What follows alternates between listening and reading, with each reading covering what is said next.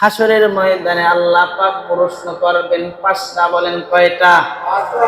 লা তাজুলু কদামা ইবনি আদামা ইয়াউমাল কিয়ামাতি হাত্তা ইউসআলা আন খামসিন। আল্লাহ পাক পাঁচটা প্রশ্ন করবেন। এই পাঁচটা প্রশ্নের জবাব না দিয়ে একটা বান্দাও সামনে আগাতে পারবে না। এক নম্বর প্রশ্ন করবেন আল্লাহ আন উমরিহি ফিমা আফনা। ও বান্দা, তুমি জীবনে কয়দিন হায়াত পেয়েছো? তোমার জীবনে তুমি কতদিন বয়স পেয়েছো? আর ওই বয়সটা তুমি কোন কাজে লাগিয়েছো? প্রত্যেকটা মানুষের এই প্রশ্নের উত্তর দেওয়ার পর তারপরে কিয়ামতের ময়দানে যাইতে হবে। এছাড়া একটা কদমও যেতে পারবো না।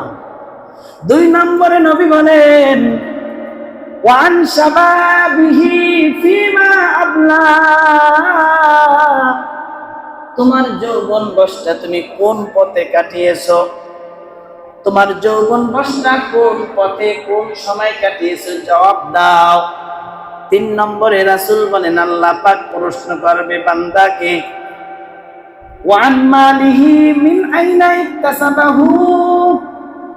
হে আমার বান্দা, তুমি তোমার জীবনটাকে কোন পথে আয় করেছো?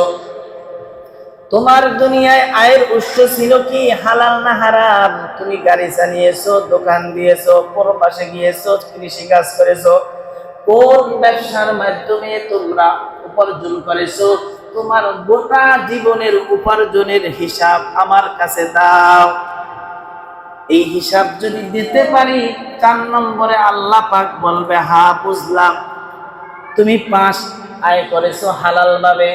এখন আয়ের পরে ব্যয় করেছো কোন পথে? ওয়াফিমা আনফাকাহু।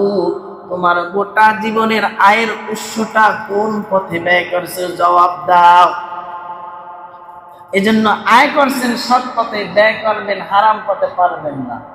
আয়টা হতে হবে হালাল আর ব্যয়টা হতে হবে শরীয়ত মোতাবেক। যেমন আয় করবেন তেমন ব্যয় করবেন, নতুবা আপনার জবাব আপনারই দিতে হবে। 5 নম্বরে আল্লাহ পাক প্রশ্ন করবেন ওয়ামাযা আমিলা ফিমা আলিমা।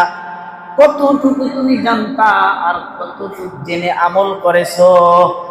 যতটুকু জানতা সে অনুযায়ী কতটুকু আমল করেছো।